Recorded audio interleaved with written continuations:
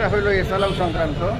এখানে প্রায় 92% যে টাকা যেভাবে আপনার ওনাদের হাতে চলে গেছে দুর্নীতির মাধ্যমে বিভিন্ন প্রক্রিয়ায়, যার এগেনস্টে কোনো কোলেটারাল নাই, আমানত নাই, সিকিউরিটি নাই, লোকজন খুঁজে পাওয়া যায় না, এগুলিতে আপনারা বিভিন্ন সময় যে রিপোর্ট করেছেন সেই রিপোর্টগুলি কিন্তু একেবারেই সত্য।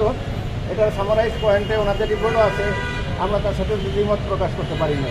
টাকা অঙ্কের পরিমাণটা কত জানেন স্যার? টাকার আমরা বলাই যাবে, বলা যায় না, আপনাদের রিপোর্ট থেকেই আছে স্যার বলেন প্রতিদিনই আমাদের রিপোর্টে আছে। এসালম গ্রুপ কত টাকা লুটে নিয়েছে? এসালামের গ্রুপের এখন যে আউটস্ট্যান্ডিং প্রিন্সিপাল বিভিন্ন সময় থেকে তো নেওয়া, এটা এখন প্রায় 28,000 কোটি টাকার মতো দাঁড়িয়েছে। ধরুন নেট আপ করলেও 26,000 কোটি টাকার কম নয়, এটা শুধু ওনার কাছে পাওনা। এবং এই পাওনার পিছনে যাদের নামে এই বিনিয়োগগুলি বা ঋণগুলি লেখা আছে তাদের খোঁজেও পাওয়া যায় না। এইগুলি রিপোর্টিং কিন্তু বিভিন্ন সময় আপনারা করেছেন। এর আগে যে কোলেটারাল শো করা হয়েছে ইনফ্লেটেড 15-16,000 কোটি টাকা। আমাদের এই কেপিএমজি বাংলাদেশ ব্যাংকের অডিটর, আমাদের ব্যাংকের অডিটর, আমরা অডিট করে দেখেছি সর্বোচ্চ 1,000 কোটি টাকাও হবে না। এই অবস্থার ভিতরে ব্যাংকের আর্থিক অবস্থা তো বোঝাই যায় স্বাভাবিক নয়। এর এগেনস্টে আমাদের ডিপোজিট আছে 28,000 কোটি টাকা, 26,000 কোটি টাকা ডিপোজিট আছে। তো বাংলাদেশ ব্যাংক বলছে যে এই ডিপোজিটের যাতে কোনো রকমের ক্ষতিগ্রস্ত না হয় সেই জন্য রাষ্ট্রের পক্ষ থেকে, বাংলাদেশ ব্যাংকের পক্ষ থেকে আমরা একটা উদ্যোগ নেব।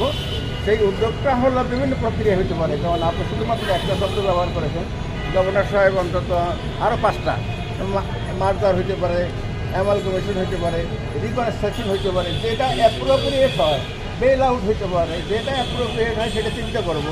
তো আপনারা আপনাদের মতামত কী, যে আমরা তো আমাদের সাথে দ্বিমত পোষণ করতে পারি না। ডিপোজিটারের টাকা আমরা সংরক্ষণ করতে হবে, তাদের দাবি মেটাতে হবে।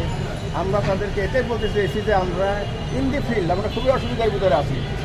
সবসময় ডিপোজিটার তাদের টাকা নেওয়ার জন্য আছে, আমরা তাদেরকে সবসময় অনার করতে পারছি না।